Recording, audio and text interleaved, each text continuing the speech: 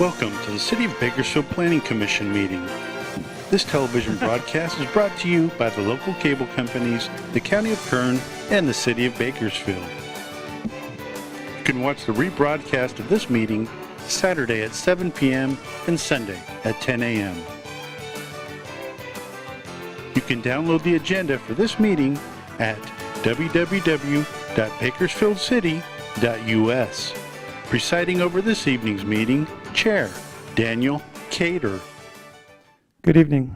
It is my pleasure to call to order the March 21st, 2019 Planning Commission meeting. Madam Clerk, would you please call the roll?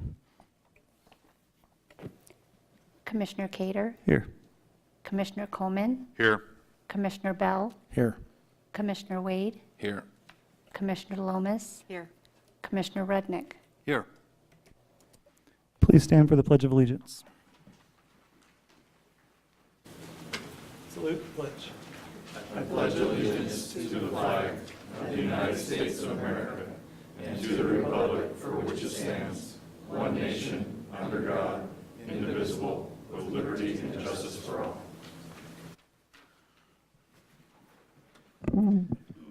Thank you for attending tonight's Planning Commission meeting. This commission provides an opportunity for public participation in the development process throughout the City of Bakersfield. The Planning Commission considers a wide variety of projects, including subdivision maps, zone changes, general plan amendments, and much more. When applications are received, the City Planning Division analyzes the request. Planning staff will present the facts about the project along with their recommendation to the Commission, who will approve an item or make a recommendation as appropriate. Our goal is to carefully consider each project and make a decision that will balance individual rights with public welfare and the general well-being of our community. We will now receive public statements. This time is reserved for anyone wishing to address the Commission on a matter not on the public hearing portion of the agenda. If you are here for items 5A through 5F, this is not the time to speak. Does anyone in the audience wish to address the Commission? If so, please come forward and state your name.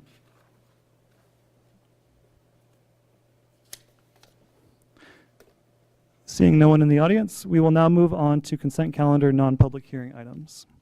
These agenda items typically involve housekeeping or administrative matters that do not require a public hearing. Does any commissioner wish to remove a consent calendar non-public hearing item for separate consideration? If not, Commissioner Coleman? Yeah, I was a little slow on the Okay, button. yeah. Apologize. Just trying I'd to. like to have item 5F removed. Oh, this is a consent calendar non-public hearing items. Oh, The meeting minutes. Yeah, I don't even know where I am. What day is it? March 21st. Okay, if not, may I have a motion to adopt staff's recommendation on the consent calendar non-public hearing items? I move to approve. Commissioner Rudnick, may I have a second? Second. Commissioner Wade, thank you. Madam Secretary, this is a roll call vote. Commissioner Cater. Yes. Commissioner Coleman. Yes. Commissioner Bell. Yes. Commissioner Wade. Yes. Commissioner Lomas. Yes. Commissioner Rudnick. Yes. Okay, now is the time for consent calendar public hearing items. The next agenda section includes public hearing items that are considered routine or non-controversial. These items have been reviewed by staff and are conditioned in accordance with the requirements of the municipal code.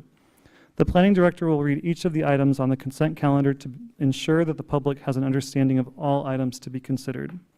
If you would like to speak on an item, please come forward after the items are read and ask that the item be removed for discussion.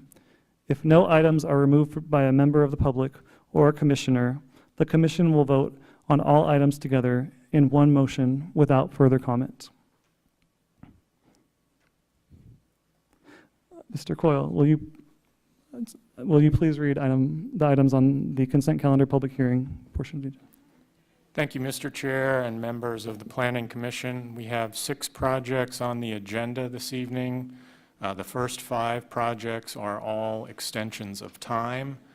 Project 5A, vesting tentative parcel map 11246, which is a proposal to approve 3 more years to develop this project, which consists of 14 lots for future commercial purposes on 18.58 acres located at the southeast corner of State Route 58 and South Oswell Street.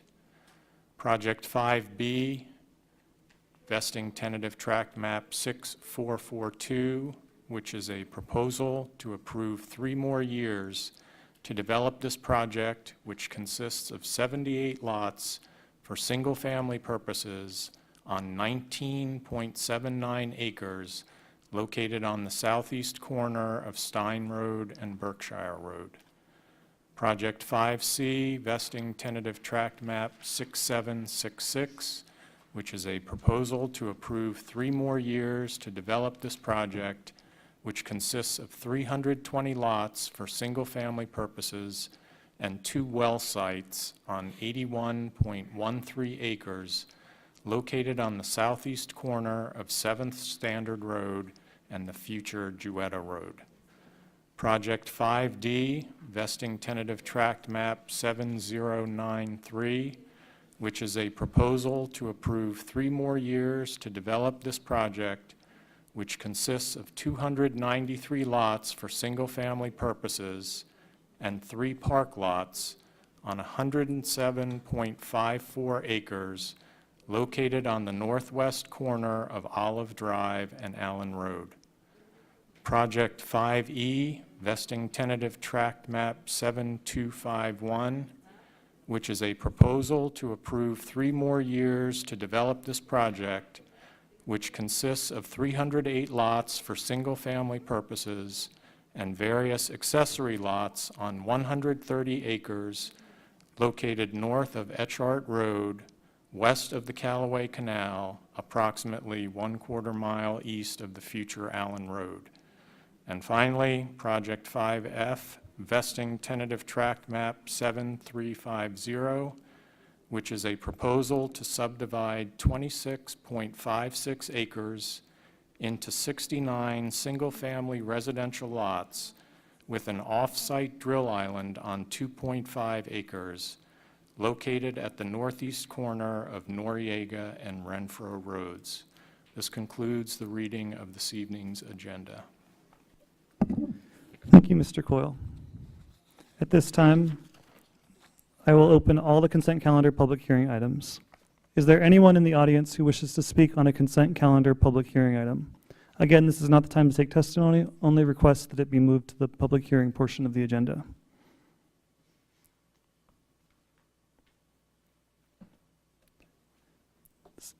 Seeing no audience member come forward, does any commissioner wish to remove a consent calendar public hearing item? Commissioner Coleman. I'd like to remove item 5F, tentative tract map 7350 for further discussion. Thank you. Is there any other commissioner wishing to remove an item from the consent calendar?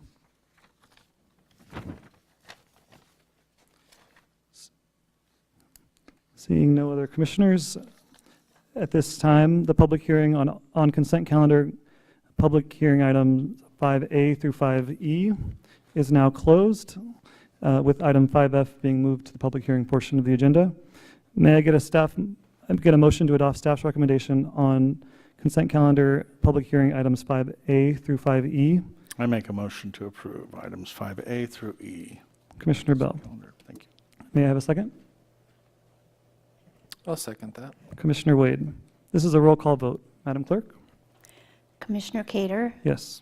Commissioner Coleman, Yes. Commissioner Bell, Yes. Commissioner Wade, Yes. Commissioner Lomas, Yes. Commissioner Rednick. Yes. It is now time to hear consent calendar public hearing items removed from that portion of the agenda. Before we begin, I'd like to explain how each hearing will be conducted. Staff will first give a report, then those in favor of the project will be allowed to speak. Those in opposition of the project will be able to speak after all those in favor have spoken. If we have speakers in favor and opposition, we will also provide a 5-minute period to provide rebuttal comments. Individual speakers may ask questions during their statements, but the questions will not be answered until the public hearing on that item is closed. Written comments may be given to the clerk, who will provide copies to the commission. Please be respectful of others participating in the hearing by not repeating the remarks of previous speakers and presenting any new comments or thoughts in a clear and concise way. Mr. Coyle, would you please provide us your staff report on item 5F? Thank you, Mr. Chair, members of the commission. McIntosh and Associates are here representing Frontier Land Partners LLC and Hageman Land Partners LLC. The project is located at the northeast corner of Noriega Road and Renfro Road in northwest Bakersfield. The proposal is to subdivide approximately 26.56 acres into 69 single-family residences in an R1 zone with an off-site drill island on 2.5 acres in a drill island zone. On May 9th, 2018, your commission considered general plan amendment and zone change number 17-0446. It was approved to change the land use designation from resource-intensive agriculture to low-density residential, and the zoning district from agriculture to single-family dwelling on 26.56 acres. The project site is currently adjacent to property zoned agriculture, which requires a minimum 140-foot yard depth pursuant to the Bakersfield Municipal Code Section 16.28.170C1. The current lot configuration does not meet the code standard. The applicant is currently processing another general plan amendment zone change, number 18-0448, in order to address the issues related to the agriculture zone district. However, if the general plan amendment zone change is not approved, we have a condition number 24 that ensures that upon recordation of a final map, the lots adjacent to the area currently zoned agriculture shall meet the municipal code requirements. The proposed off-site drill island is located approximately 1,000 feet south of the tract. Condition number 29 requires the drill island meet the 305 feet street frontage required by ordinance. No public comment has been received. Staff recommends approval with conditions, including the Public Works memo. This concludes our staff report. Thank you. Thank you, Mr. Coyle. The public hearing on this item is open. Is there anyone who wishes to speak in favor of the project? Please step up to the microphone, identify yourself, and proceed.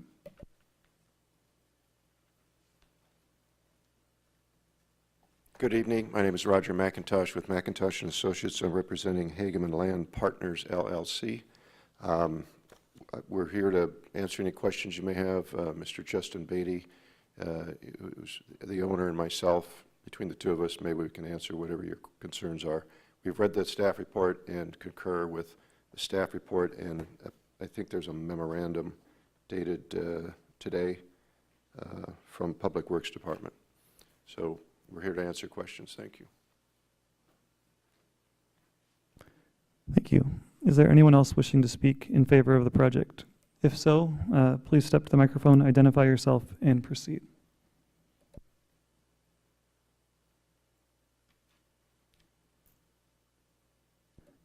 Seeing no one else wishing to speak in favor, is there anyone who wishes to speak in opposition to the project? If so, please step to the microphone, identify yourself, and proceed.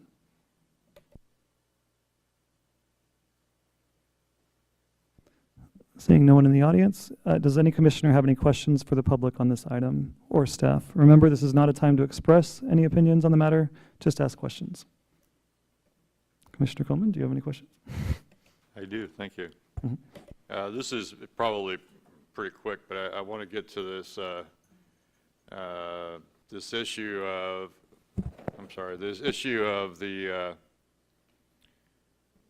the zoning change application 18-0448, addressing that 140-foot setback. And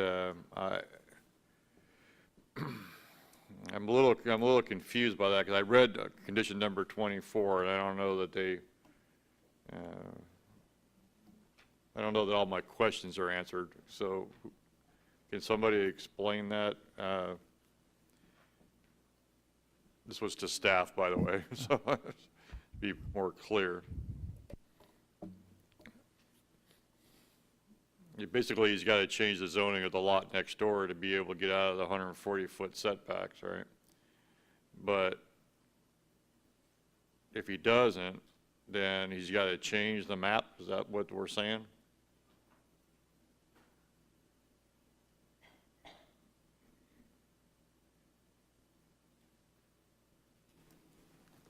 Condition 24 just is going to ensure that whether or not that general plan amendment and zone change gets approved, that ultimately those lots that back up to an agriculture zone district, if it's still zoned agriculture, they would have that 140-foot requirement.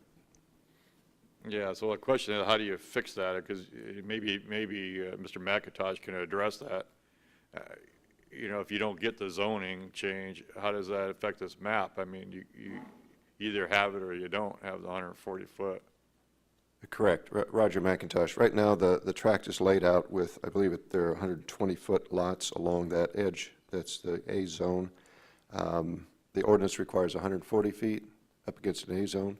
If the zone change does not go through, then we would have to revise the map and go through what's called a substantial conformance map process, where we adjust all the lot depths of all the lots in the tract and give those lots 140 foot deep. That substantial conformance map then gets submitted to Planning Department for their review so that they can be assured that it's consistent with the zoning ordinance, giving it 140 feet.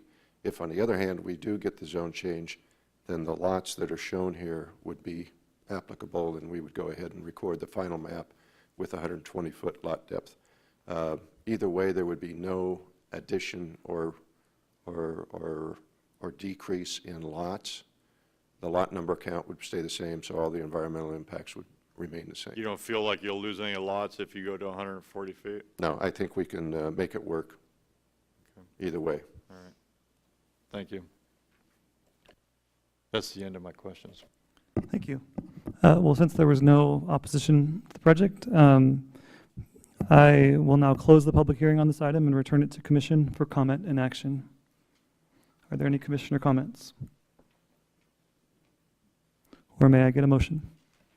I'll make a motion to approve vesting tentative track map 7350, item number 5F. Thank you. May I have a second? I'll second. Second by Commissioner Wade and Rudnick. Thank you. Madam Secretary, this is a roll call vote. Commissioner Cater, Yes. Commissioner Coleman, Yes. Commissioner Bell, Yes. Commissioner Wade, Yes. Commissioner Lomas, Yes. Commissioner Rudnick. Yes. Thank you. Moving on to communications. Mr. Coyle. The only announcement I have this evening, Mr. Chair, is that the next Planning Commission meeting will be April 18th. There will not be a meeting on April 4th. Thank you. Commissioner comments? Seeing none, I will adjourn the meeting at 5:48.